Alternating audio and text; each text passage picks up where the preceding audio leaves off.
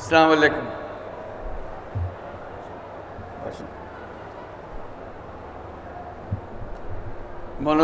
মনোযোগ দিয়ে সবার কথা শুনছিলাম। মাননীয় উপাচার্য, উপস্থিত সুধীবৃন্দ এবং প্রিয় ছাত্রছাত্রী ভাই বোনেরা, যারা আজকে সনদ পেতে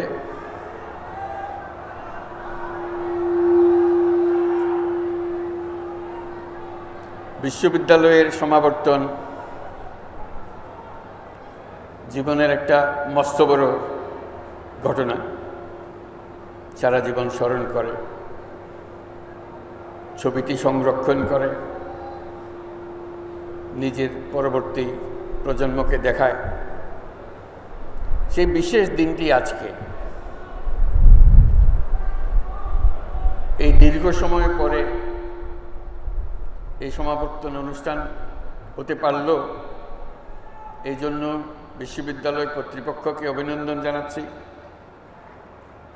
এবং তার সঙ্গে সকল ছাত্রছাত্রী, তারা দূর দূরান্ত থেকে এত বছর পরে আবার এই বিশেষ দিনটিতে উপস্থিত থাকার জন্য এসছে, তাদের জন্য জোরে একটা হাততালি দিয়ে আমরা তাদেরকে অভিনন্দন জানাচ্ছি। বিশ্ববিদ্যালয়ের সময়টা কত তাড়াতাড়ি চলে যায়, কেটে যায়, বোঝা যায় না। যখন শেষ হয়ে যায় তখন বড় মনে কষ্ট লাগে। এটা আনন্দের দিন শেষ হলো, জীবনের একটা বড় অধ্যায় শেষ হলো, নতুন অধ্যায় শুরু। আমার ব্যক্তিগত আনন্দ আজকে অন্য বিষয়। তোমাদের সঙ্গে দেখা করা সেটা অবশ্যই ভীষণ আনন্দের ব্যাপার। এই ক্যাম্পাসে ফিরে আসা বহু বছর পরে, সেটাও একটা ভীষণ আনন্দের ব্যাপার।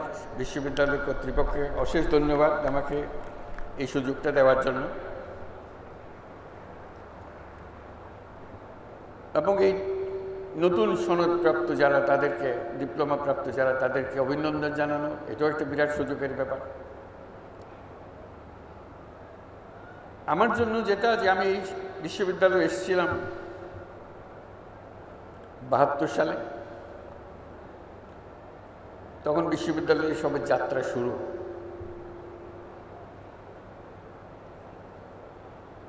শিক্ষক হিসেবে দায়িত্ব নিয়েছিলাম, কিন্তু তখন বুঝতে পারি নাই কি পরিবর্তন হতে যাচ্ছে আমার ভেতরে। অত্যন্ত উৎসাহ সহকারে শিক্ষকের দায়িত্ব পালন করছিলাম। এর মধ্যে 74 সালে বিরাট দুর্ভিক্ষ এলো, সব কিছু ওলট পালট করে দিল। মনের মধ্যে বহু জিজ্ঞাসার সৃষ্টি হলো। মনে মনে ভাবলাম, সারা বাংলাদেশের দুর্ভিক্ষ ঠেকানোর ক্ষমতা আমার নাই, কিন্তু আমি চেষ্টা করতে পারি একটি ক্ষুদ্র অংশের, এই বাংলাদেশের একটা ক্ষুদ্র অংশের যদি আমি কয়েকটি পরিবারের দুর্ভিক্ষ ঠেকাতে পারি, সেটা আমার জন্য বড় তৃপ্তির বিষয় হবে যে আমি একটা কিছু করেছি। সেই কারণে নজর পড়ল পার্শ্ববর্তী গ্রাম জোবরা। কি করব জোবরাতে? সারা দেশের হাহাকার, জোবরাতে কেউ তখনও মারা যায়নি, কিন্তু অবস্থা কাহিল। মনের মধ্যে প্রশ্ন জাগলো যে বিরাট জমি পড়ে আছে সামনে, চট্টগ্রাম বিশ্ববিদ্যালয় আর জোবরার মাঝামাঝি। এখানে তো অনেক ফসল হওয়ার কথা, তাতে তাদের সারা বছরের খাবার সংস্থান হওয়ার কথা। জিজ্ঞেস করলাম, বলে না, এখানে হয় না, ফসল হয় না। কেন হয় না? বলতে বৃষ্টি না হলে তো ফসল হবে না। আমি তখন রাউজানের উদাহরণ দিলাম। রাউজানে তখন সবে মাত্র ইরিদানের চাষ শুরু হয়েছে। আমি যে রাউজান তো আমাদের থেকে বেশি দূরে না। বলে আমরা তো জানি না এগুলো। তাহলে তা হতে পারে। তখন আমি বিশ্ববিদ্যালয়কে জিজ্ঞেস করলাম বিশ্ববিদ্যালয়ের ভূমিকা কি? যদি জ্ঞানের ভাণ্ডার যদি বিশ্ববিদ্যালয় হয়, এই জ্ঞান পার্শ্ববর্তী গ্রামে উপচে পড়ে না কেন? তারা জানে না কেন? কেউ কোনো সদুত্তর দিল না বা দেওয়ার চেষ্টাও করল না। তখন আমি চেষ্টা করলাম যে এদেরকে চাষের দিকে আগ্রহী করা যায় কিনা। তখন বলল যে পানি তো নাই, রাউজানে পানি আছে, এখানে তো পানি নাই। ডিপ টিউবওয়েল তখন সবই এসছে দেশে। ওদের ডিপ টিউবওয়েল আছে, আমাদের ডিপ টিউবওয়েল নাই। বহু চেষ্টা তদবির করে একটা ডিপ টিউবওয়েল বসালাম। কি হবে? এখানে শীতকালে চাষ হবে। অবিশ্বাস্য একটা কাণ্ড, শীতকালে চাষ। এটা মানুষের ধারণার ভেতরেও নাই। শীতকালে কি করে চাষ হয়? লোকের ব্যাখ্যা ছিল শীতকালে যদি চাষ করার বিষয় থাকতো তা আল্লাহ তাহলে শীতকালে বৃষ্টি দিতেন। আল্লাহ শীতকালে বৃষ্টি দেয় নাই, যেহেতু শীতকালে ফসল করার কথা না।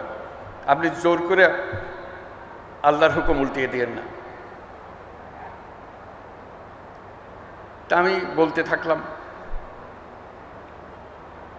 ডিপ টিউবওয়েলের ব্যবস্থা করা হলো, ফসল হলো। পরবর্তী বছর যখন আবার চেষ্টা করলে বলে যে না, গত বছরের যে ফসল হয়েছে সেরকম তিতা ধান পেয়েছি আমরা। তিতা কেন? বলতে এত মারামারি করছি এই ফসল নিয়ে, এই বলে আমার এত দিতে হবে, এই বলে আমার দিতে হবে। আমরা নিজের ভাগ নিজে পাই নাই, পানির ভাগ। একজন বলল যে এবার আর চাষ হবে না, ডিপ টিউবওয়েলের চাষ হবে না। তো পাশে একটা 12 মাসা ছড়া আছে, ছড়াতে পানি আছে, আমরা ছড়ার পানি দিয়ে করি। আমি কৌতূহলী হয়ে ছড়ার দিকে গেলাম, দেখলাম যে হ্যাঁ পানি আছে। তাহলে এই ছড়া তো এখানে আছে, আল্লাহর পানি তো এখানেই ছিল, একদিন চাষ করেন নাই কেন? বলছে কেউ কোনোদিন করে নাই, আমরাও করি নাই। তো সেবার বাঁধ দেওয়া হলো, আমরা সবাই মিলে বাঁধ দিলাম। বাঁধে যে পানি আসলো তাদের ডিপ টিউবওয়েলের পানি চেয়ে অনেক বেশি পানি।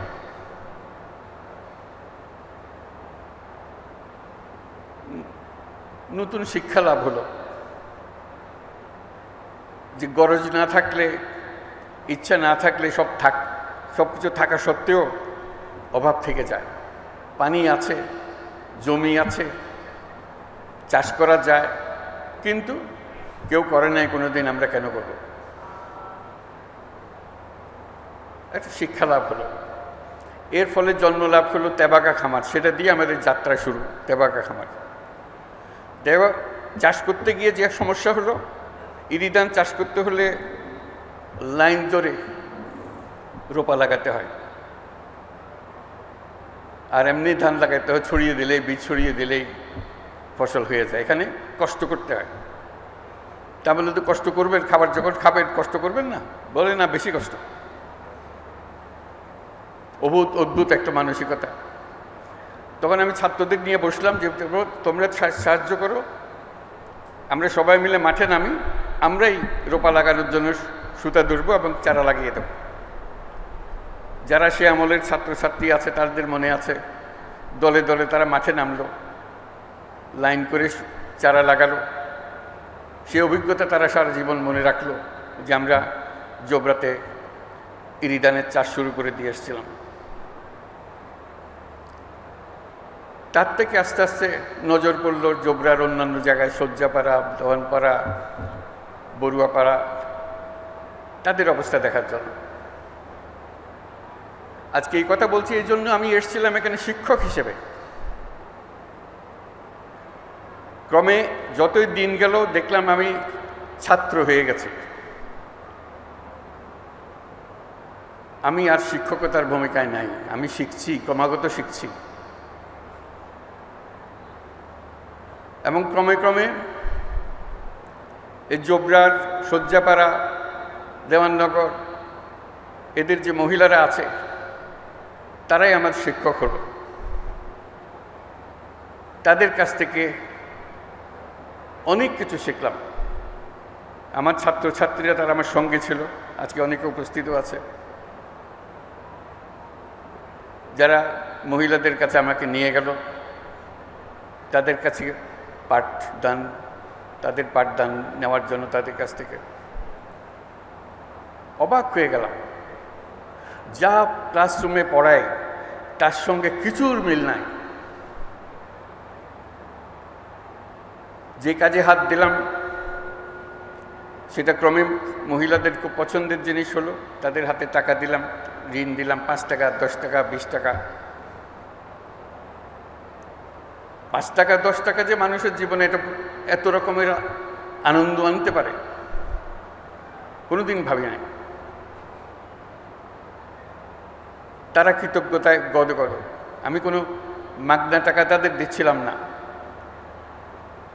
তাদেরকে বলছি এই টাকা কাজ করে আপনি রোজগার করবেন, আমার টাকা আমাকে ফেরত দেবেন, তাতেই তারা খুশি। অনেক কাহিনী শুনলাম তাদের। তারা কেউ নিজের নাম পর্যন্ত বলতে পারে না। আমাদের সমাজ এমন, মহিলাকে তার নাম শেখার জানারও সুযোগ করে দেয় না। ছোটবেলায় অমুকের মেয়ে, বিয়ে হলে অমুকের বউ, মা হলে অমুকের মা, সে যে কে সে নিজেও জানে না। আমরা প্রথম চেষ্টা করলাম আমাদের ছাত্রীদের দিয়ে একটা নাম স্থির করার জন্য। বহু কষ্টে একটা নাম তার বাইর করা, যে তার নাম বোধহয় দিয়েছিল কোনো এক সময়, অথবা কোনো মনে না পড়লে একটা নতুন নাম দেয়া, যাতে করে সেটা সে লিখতে পারে, মনে রাখতে পারে। এই লেখা শেখানো, এই লেখা শিখাতে গিয়ে তার জীবনে অনেক কাহিনী আসলো। প্রতি কাহিনী একটা চেটে একটা চমৎকার। এই থেকে আমি একটা সিদ্ধান্তে আসলাম। এটা বললাম যে সভা সমিতিতে বললাম, লেখালেখিতে বললাম যে ঋণ মানুষের মানবিক অধিকার। সবাই হাসাহাসি করলো। আপনি ঋণের কথাও বলেন, অধিকারের কথাও বলেন, এটা কোন ধরনের কথা? ইকোনমিক্সে তো কোনো অধিকারের বিষয় নাই, আপনি কোন সাবজেক্টের লেখাপড়া করেন? আমি ভাবলাম তাই তো, ইকোনমিক্সে তো অধিকারের কোনো বিষয় নাই, তাও আবার মানবিক অধিকার। আপনি বলছেন ঋণ মানুষের মানবিক অধিকার। অনেক খটকা, একটা খটকার পরে আরেকটা খটকা। তারপরে বললাম আমরা দারিদ্রকে জাদুঘরে পাঠাবো। বলে আপনি কে জাদুঘরে পাঠাবেন? আমি বলছি আমি আপনার মতো একজন মানুষ, আমি পাঠাতে চাইলে আপনি আমাকে বাধা দিতে চান, বাধা দেন। বলে না এটা আপনার কাজ না, এটা তো সরকারের কাজ। তাহলে আমি আমার কাজ করে করতে থাকি, সরকার বাধা দিলে তখন দেখব। এই যে বললাম যে আমি জোবরার মহিলাদের কাছ থেকে নতুন অর্থনীতি শেখা আরম্ভ করলাম, সেই হিসেবে জোবরা আমার নতুন বিশ্ববিদ্যালয়ে দাঁড়িয়ে গেল। আজ পর্যন্ত যা কিছু করে যাচ্ছি, এই জোবরা থেকে যা শিখেছি তারই বহিঃপ্রকাশ। আমি বলছি যে অর্থনীতি আমরা পড়াচ্ছি, এই অর্থনীতি ব্যবসার অর্থনীতি, মানুষের অর্থনীতি না।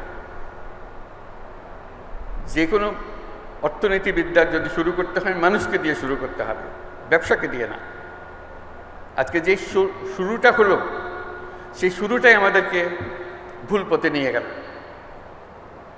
আমরা এক ব্যবসা কেন্দ্রিক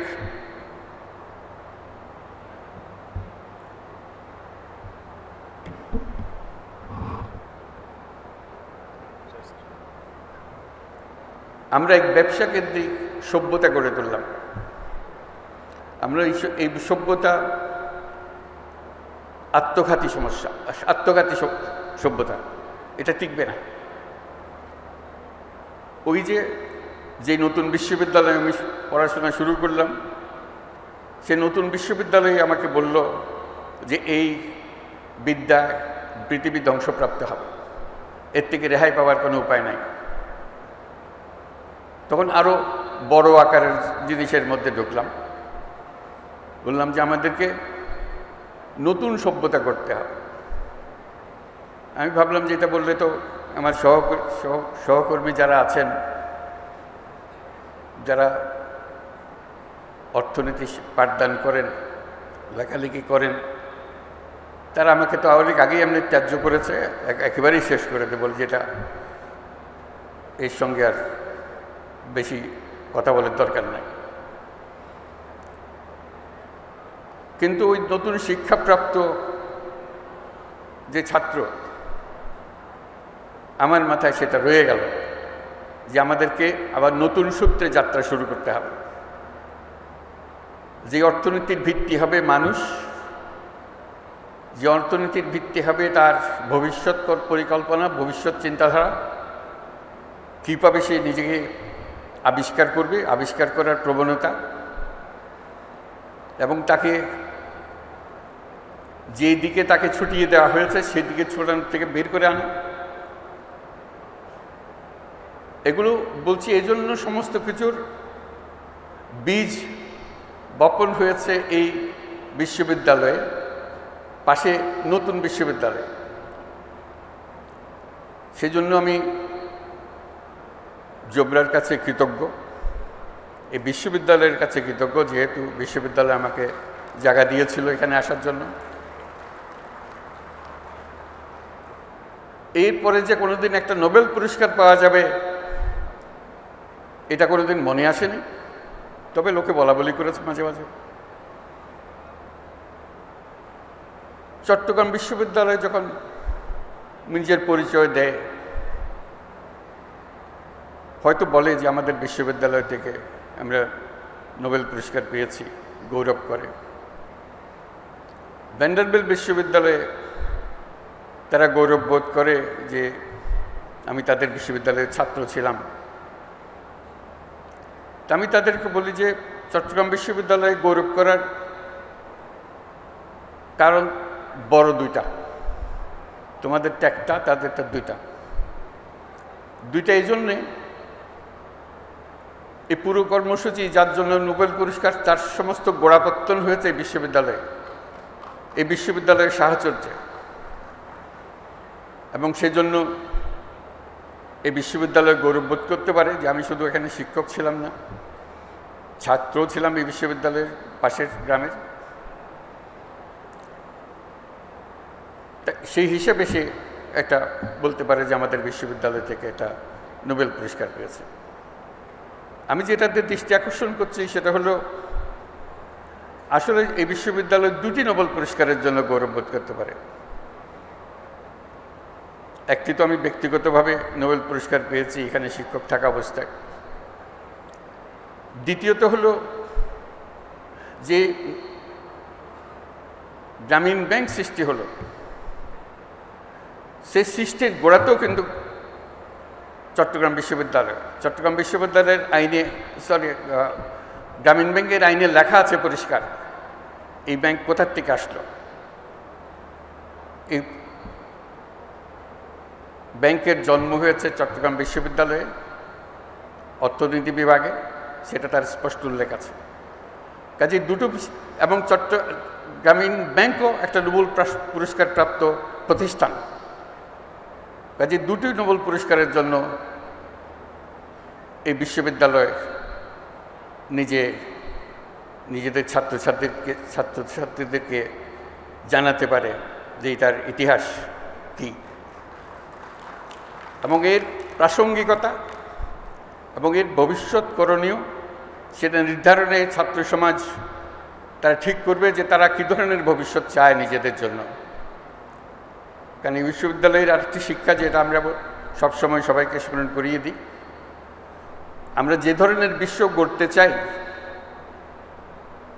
সেই বিশ্ব গড়ার ক্ষমতা আমাদের আছে, সকল মানুষেরই আছে। কিন্তু আমরা গতবাঁধা পথে চলে যাই বলে আর নতুন পৃথিবীর কথা আমরা চিন্তা করি না। এই বিশ্ববিদ্যালয় যেন সবসময় এটা স্মরণ রেখে তার পাঠদান কর্মসূচি, তার গবেষণা কর্মসূচি শিক্ষকদের এবং ছাত্রদের জন্য যে চালু রাখে, যে আমরা শুধু খণ্ডিত বিষয়ে গবেষণা করার জন্য নিয়োজিত নই, আমরা এই প্রত্যেকটি গবেষণার পেছনে একটি আমাদের উদ্দেশ্য, সমস্ত বিশ্বকে আমাদের মনের মতো করে সাজানোর জন্য, মনের মতো করে বানানোর জন্য। আমাদের যদি সেই লক্ষ্য না থাকে তাহলে এগুলো গন্তব্যবিহীন গবেষণা, গন্তব্যবিহীন শিক্ষাতে পরিণত হবে। আজকে সবাই আনন্দিত, আমরাও আনন্দিত, তোমরাও আনন্দিত যে একটা এই বিশ্ববিদ্যালয়ে এসে তোমাদের সনদপ্রাপ্তি হলো। সবাইকে অভিনন্দন জানাই এবং আশা করি আমরা সবাই চেষ্টা করব যে পৃথিবীর ভবিষ্যৎ আমাদের নিজেদের প্রত্যেকের হাতে। আমরা যেভাবে বিশ্ব গড়তে চাই সেভাবেই বিশ্ব গড়তে পারি। আমি যেভাবে বলেছি সেভাবে গড়তে হবে এমন কোনো কথা নাই।